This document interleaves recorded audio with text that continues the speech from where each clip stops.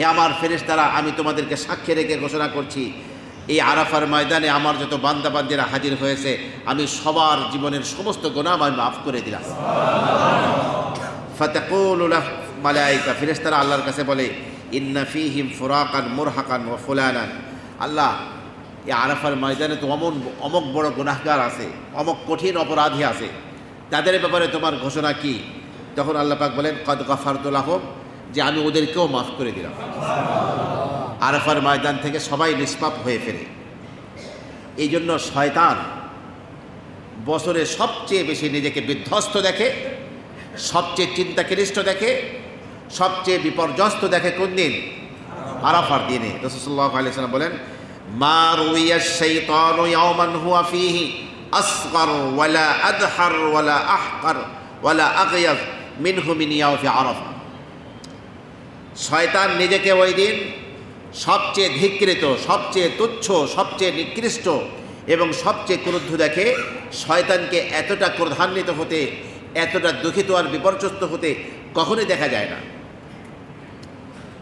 আরাফার দিনে যেই পরিমাণ শয়তান নিজেকে বিধ্বস্ত দেখে, কারণ সে তাকিয়ে দেখে যে আল্লাহ পাকের রহমত আজকে আরাফার দিনে, আরাফার মানুষের পাশাপাশি গোটা বিশ্বের উপরে বৃষ্টির মতো আল্লাহ পাকের রহমত নাজিল হচ্ছে। সবাই গুনাহ থেকে নিজেকে মুক্ত করছে, সবাই জাহান্নামের আগুন থেকে নিজেকে মুক্ত করছে। এই জন্য শয়তান চিন্তা করে, আমি 60-70 আর 80 বছর বসে মানুষকে এতটা গুনাহগার বানাইলাম জাহান্নামে নেওয়ার লেগা, এরা তো সব একদিনের কান্নাকাটিতে মাপ পেয়ে গেল। এই জন্য শয়তান নিজেকে বড় বিধ্বস্ত দেখে। শয়তানকে কখনো এরকম দেখা যায় না। আল্লাহ পাক যে বিশাল বিশাল পাহাড় পরিমাণ গুনাহ মাফ করে দিচ্ছেন, এর দেখে শয়তান বিধ্বস্ত হয়। তবে একটা দিন অবশ্য শয়তানকে রাসূল সাল্লাল্লাহু আলাইহি ওয়াসাল্লাম বলেন আরাফার দিনের চেয়েও বেশি বিধ্বস্ত দেখা গিয়েছিল। সেই দিনটি ছিল ইয়ামে বদর, বদরের যুদ্ধের দিন। কোন দিনে? বদরের যুদ্ধের দিন, যেই দিন নিরস্ত্র 313 জনকে আল্লাহর নবী এবং তার সাথীদেরকে আল্লাহ পাক সশস্ত্র 1000 কাফেরের বিরুদ্ধে আল্লাহ পাক বিজয় করেছিলেন। সেই দিনটি অবশ্য শয়তানকে আরও বেশি বিধ্বস্ত দেখা গিয়েছিল, কারণ শয়তান দেখেছিল খোদ জিবরিল ফেরেশতা ময়দানে জেহাদে মুসলমানদের পক্ষে হাজির হয়ে গেছে, অন্য অন্য ফেরেশতাদেরকে টেনে আনতেছে ময়দানে। এই অবস্থা দেখতে দেখতে শয়তানের মূল যারা চেলাবেলা সবগুলো একটার পর একটা ধরাশায়ী হচ্ছিল।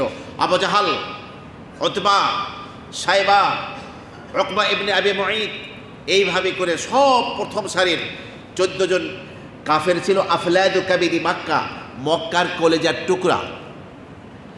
শয়তানের 1 নম্বর দোসর যারা ছিল সবগুলো সেদিন শেষ। এটা দেখে শয়তান সেই দিন সবচেয়ে বিধ্বস্ত দেখা গিয়েছিল। এছাড়া আর কোনোদিন শয়তানকে আরাফার দিনের মতো বিধ্বস্ত দেখা যায় না। আর এক হাদিসের ইরশাদ হয়েছে যে আল্লাহ সুবহানাহু ওয়া তাআলা আরাফার দিনের বিকালে প্রথম আকাশে নাজিল হয়ে ফেরেশতাদেরকে গৌরব করে বলতে থাকেন যে আমার এই বান্দাবান্দিরা পৃথিবীর বিভিন্ন দিক দিগন্ত থেকে ধুলিমলিন চেহারা নিয়ে হাজির হয়েছে একমাত্র আমার রহমত এবং আমার ক্ষমা কামনা করে। হে আমার ফেরেশতারা শোনো, যদি তাদের গুনাহ আজকে কাআদাদের রামাল, এই পৃথিবীর যত বালু আছে বালু পরিমাণ তাদের গুনাহ হয়, তাও আমি আজকে মাফ করে দিব। আফিদু ইবাদি মাগফুরান লাকুম, হে আমার বান্দা বান্দিরা, আল্লাহ পাক এরপরে বলেন হে আমার বান্দা বান্দিরা, তোমরা এই ময়দান থেকে চলে যাও। এরপরে যাবে তো কোথায়? মুজদালিফায়। তোমরা এই ময়দান থেকে ক্ষমা প্রাপ্ত হয়ে যাও, তোমাদেরকেও মাফ করে দেওয়া হলো। ওয়া বিমান শাফাআতুম ফীহি, যাদের গুনাহ ক্ষমার জন্য তোমরা দোয়া করলে, সুপারিশ করলে, তাদেরকেও আমি আল্লাহ মাফ করে দিলাম। আমার প্রিয় ভাইরা, হযরত আব্বাস ইবনে মিরদাস রাদিয়াল্লাহু আনহু থেকে প্রখ্যাত এক বর্ণিত হাদিস, তিনি বলেন রাসূলুল্লাহ সাল্লাল্লাহু আলাইহি ওয়াসাল্লাম ইরশাদ করেন, আল্লাহর নবী তিনি তার উম্মতের জন্য দোয়া করেছিলেন আরাফার দিনের বিকালে। ফাউজিবা আন্নী ক্বাদ গফারতু লাহুম মা খালাল মাযালিম, আল্লাহ পাক রাসূলকে আরাফার ময়দানে জানিয়ে দিলেন, হে আমার নবী, আমি আপনার উম্মতের আজকে আরাফার ময়দানে যারা হাজির হয়েছে সকলকে ক্ষমা করে দিলাম, তবে কেউ যদি কারো প্রতি জুলুম করে থাকে, কারো সম্পদ অন্যায়ভাবে গ্রাস করে থাকে, কারো মারপিট করে থাকে, কোনো প্রকারের জুলুম করে থাকে, সেটা কিন্তু আমি আল্লাহ মাফ করব না যতক্ষণ ওই বান্দা ক্ষমা না করে। ফাইন্নী আখাযুল মাজলুমি মিনহু, কারণ আমি মাজলুমের হয়ে, অত্যাচারিত আর নিপীড়িত ব্যক্তির হয়ে ওই জালিমের কাছ থেকে অবশ্যই আমি তার পাওনা আমি আদায় করব, তাকে আমি শাস্তি দিব। জালিমের উপরে তো আল্লাহ পাক প্রচণ্ড রাগান্বিত থাকে।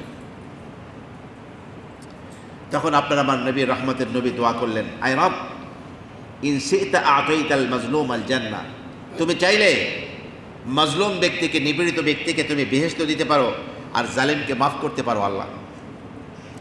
কিন্তু আরাফার দিনের বিকালবেলা আল্লাহ সুবহানাহু ওয়া তাআলার দরবার থেকে এই দোয়ার কোনো জবাব আসেনি।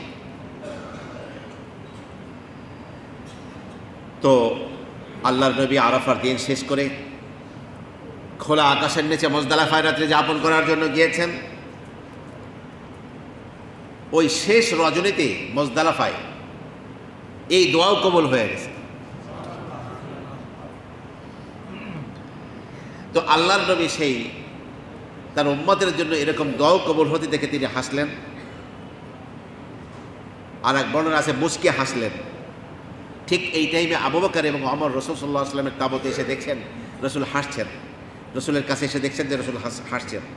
তখন আবু বকর এবং ওমর বলছেন, বিআবি আনতা ওয়া উম্মি, হে আল্লাহর নবী, আমাদের মাতা পিতা আপনার জন্য কোরবান হোক, আপনি তো সাধারণত এরকম সময় হাসেন না। আদহাকাল্লাহু সিন্নাক, আল্লাহ পাক সর্বদাই আপনাকে হাসি মুখ রাখুন। তখন রাসূল সাল্লাল্লাহু আলাইহি ওয়াসাল্লাম বললেন, ইন্না আদুওয়াল্লাহি ইবলিস লাম্মা আলিমা, আল্লাহর দুশমন শয়তান যখন জানতে পারলো আন্নাল্লাহ তাআলা ক্বাদ ইস্তাজাবা দুআই, গতকাল আরাফার ময়দানের বিকালে আমি যে দোয়া করেছিলাম আল্লাহ পাক সেই দোয়া কবুল করেছেন, এইটা যখন শয়তান জানতে পারলো, আখাদাত তুরাব, সে মাটি নিল হাতে, ফাজআলা ইয়াহসুহু আলা রাসিহি, সেই মাটি তার মাথায় বারবার দিচ্ছিল, ওয়ায়াদউ বিল ওয়াইলি ওয়াস সুবুর, নিজের জন্য ধ্বংস কামনা করে মাটি দিচ্ছিল। শয়তানের এই জাজাফাজা চিৎকার দেখে ফাআযহাকানি মা রাআইতু মিন জাযাইহি, শয়তানের এই কান্নাকাটি চেল্লাপাল্লা বিলাপ দেখে আমি তখন হেসেছি। তার মানে আল্লাহ পাক যদি ইচ্ছা করেন কি করবেন, জালেমকেও ক্ষমা করে দিতে পারেন, সেটা আল্লাহ পাকের ইচ্ছা। তাই বলে কিন্তু জুলুম শুরু করা যাবে না।